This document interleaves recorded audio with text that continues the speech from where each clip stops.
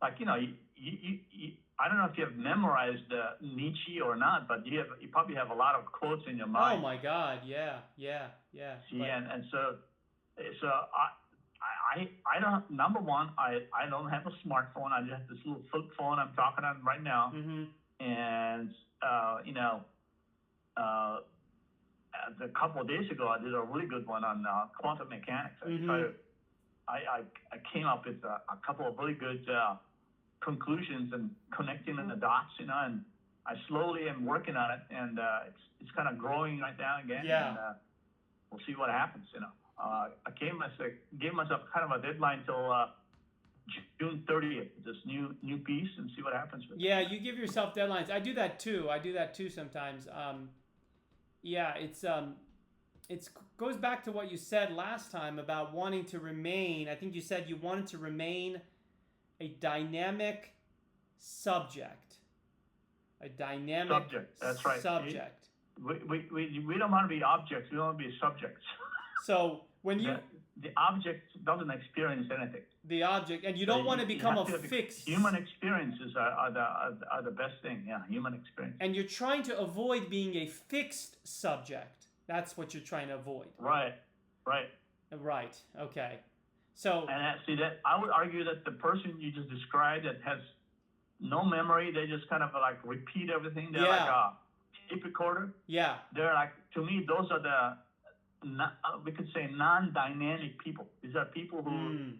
just repeat everything they heard, and they never try to like sit back and maybe even have one thought, Mm. some creative thought, You and know, that's to me that's like the beginning. You gotta have a creative thought. You have to somehow connect the dots. You have to like say, aha, I thought of this. This is me. does do you think that this thing that you do of writing and thinking? Sometimes you think when you're not writing. I know sometimes when you walk, you have thoughts and you think them Yeah, through. I tweet something to you. Yeah, that's right. Sometimes you tweet to me. Sometimes I have thoughts and then I play around with them, even when I'm in a pool, for example. But I'm wondering if do you think this is your attempt? Because of course you're living. You, Peter Natz, are a living being, right? You're taking in oxygen. You're expunging waste, excreting waste. You're breathing, respiring, all that stuff. You're a living biomass member, right? No doubt about it. No doubt about it. I don't have any doubt about it. No doubt about it. Maybe Tegmark does, but you don't doubt it. Um, I wonder if this is your saying to nature. You're saying this is my attempt at evolution. I am trying in my own person to evolve, and these thoughts are my attempt to evolve. I know you've sometimes described your writing as self-entertainment, and I never liked that. I got to be honest with you. I never liked when you described it that way because it seemed like you were making it very trivial, and I didn't. I always regarded your writing as something that wasn't trivial. And so I never liked when you said it was self-entertainment. I actually really disliked when you said that, Pete, to be honest. But I didn't tell you at the time. But I really hated when you described it that way. But which might reveal a lot about my biases. That I regard this writing in very serious terms. But putting that aside, I don't think it's self-entertainment. I think it's your attempt to stay true to natural evolution. You're saying this is my final, because your body, it's only so fit you can get. This is my real final attempt to keep evolving and pushing others who potentially may read it to evolve. What do you think about that? Well, first of all, just to give you a different perspective here, Okay. or imagine what I said. I said, I do this for self-entertainment. I all couldn't right? believe it. Yeah. Okay, so if you think about a little bit about that, why would I say that? Right? I would say it because everything else is not really that entertaining. I'm actually more entertaining to myself. Oh, I see. I see. In other words, I come up with stuff that I believe nobody else could come up with. And you And find so that to more me, it's like, entertaining. I kind of surprise myself once in a while. Oh, I Like, see. wow. That's a very different way of thinking so about it. So you But find your writing hours, these hours when you're in thought, you find them the most entertaining things you do. yeah, absolutely. Oh, Like, I see. I you know, see. even if I go play golf, you know, it's the same course, you know. Sure. But in the morning when I do that, it's things sometimes happen that Ah. you know, there's no way you can duplicate that. Like, I try not to write the same thing over and over. So I I mean, try you to like certainly write new stuff all you the time. certainly have some repetitive subjects, but you don't use the same words. That's very true. Yeah, you don't use the same Yeah. words. So yeah. Yeah. So anyway, I see the perspective now. So you're saying that like when you watch, for example, a baseball game or a movie, it can be entertaining, but this kind of highest surprise and entertainment you get from your own self. Interesting. once in a while, I'm not saying it's continuous. Oh, sure. Okay. Okay. Yeah. You know, Yeah. it's like you know, it's Yeah. like I surprise myself once in a while. You know. I was talking to another friend. I was actually texting with her, and I said something that's kind of on point. I said, you know, one of the problems I think with America, especially in the social media age, is we are saturated in recreation. There's just too much recreation, and we don't have enough education. We need more education. I'm not saying recreation is bad, but there's too much recreation.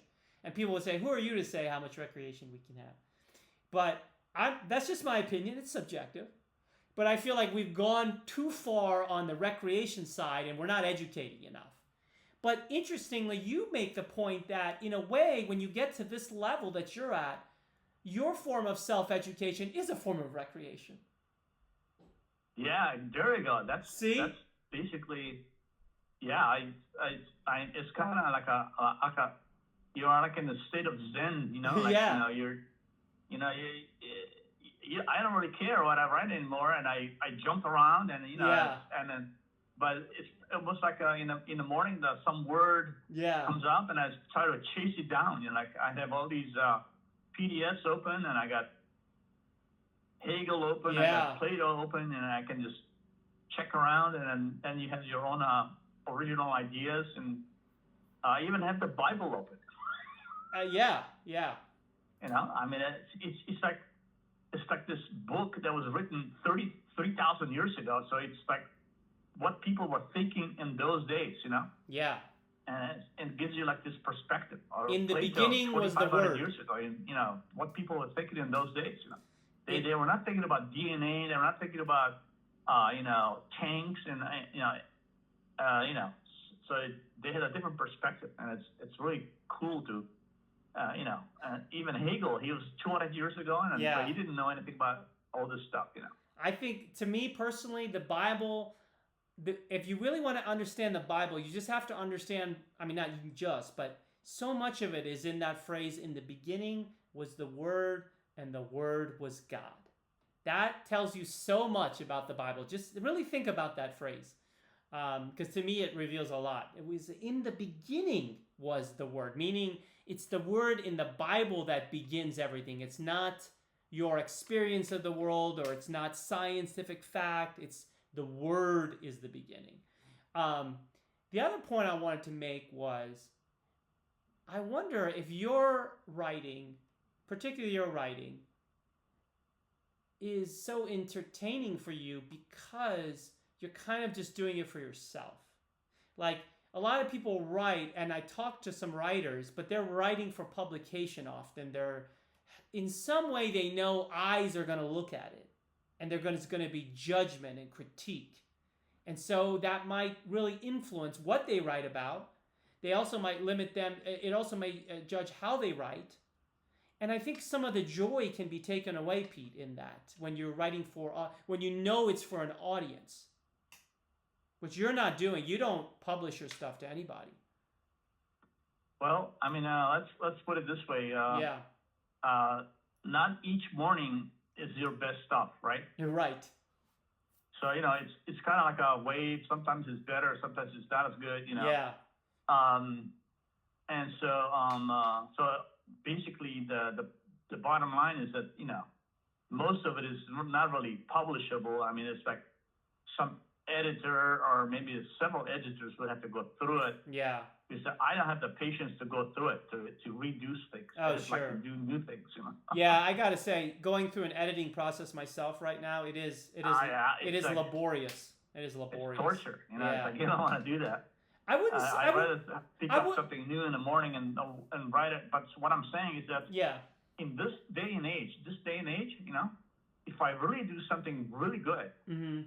then I just email it, and to me that's published. You know, Published. that's done. You know, Yeah. Yeah. because then now it's sitting on some server farm Sure. and Google, and it's like all over the place. You know, it's published, Right. and anybody can read it. You know. Right. Yeah, I was gonna make another point, but yeah, I'll leave that. I mean, we self-published the treatise, right? Yeah, sure. Sure. So we are published. We made 100 copies.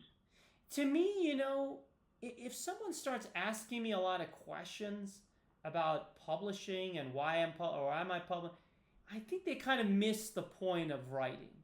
The point of writing is to keep being that dynamic self, is to evolve mentally, is to find new truths. This all happens when you write. It's done the minute you finish that piece. Publishing and acclaim and awards, that's kind of separate. It's just completely separate. It's not to say it's irrelevant, it's useful, whatever, people need money, but the real intrinsic good of writing is the thought. And so it's not like you write just to write. You write to find these truths. And in your case, you like entertaining and recreating yourself this way. So that's kind of complete when you finish the entry. Well, I mean, see, the brain is like the heart. Is like, you know, Yeah. your foot. You know, the brain has to be used. And you know, most people would agree that the way you use the brain is by thinking. You know, the brain's purpose is to think. Yeah. Is to you know, take in information and then analyze the information, or to look at it different ways, and to maybe even suggest, you know, some better ways of doing this and that, you know, Yeah. whatever, you know, Yeah. to improve things, to make things newness. Without the brain, there will be nothing new except as the DNA makes new things, like evolution, you know, makes something new. Like, you know. Sure. But the brain is like, it can do it like 1,000 times faster than evolution. Oh, you can think of all these what ifs, you know, what if this, what if Yeah. that, you know. It can do it all in like in one couple hours, you know. Yeah. You know. So I'm almost like, you know, why shouldn't every person be thinking as hard as they can? They should.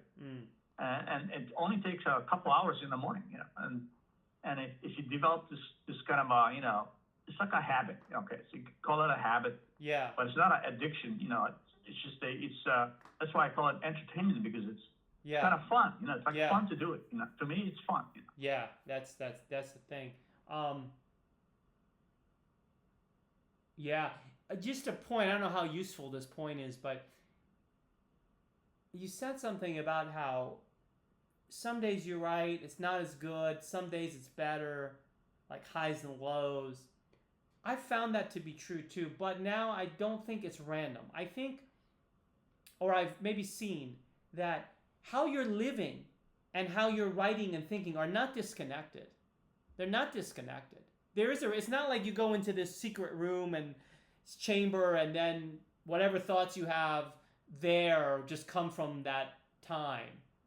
I think the way you're living and interacting with people and the experiences you're having within nature and your psychology, your mental health, your mindset, your diet, alcohol, these are things that I don't think we know quite enough about now. But over time, we will continue to discover the mind-body connections. And so I've found that as those things get better, those things that I do outside of the writing gets better. But as in periods of my life where I was more negative and addicted to things and kind of vengeful and having a more limited experience, disconnected from nature, that's when I produce my worst work. So I don't think this is random. I don't think it's just random. Some days I have good days, some days I have bad days. I think they could be reflections of your the more kind of rhythms of your life. Well, yeah. See, the way you can also look at it this way is that not every day are you like inspired, you know. Yeah, sure. Right. And so you could say some days it's like a slog. And even Hemingway said that all these writers, they all say that it's not really a block, but it's like it's like an idea that's you always, if you can't find something new, then Yeah. what are you doing? Yeah, right.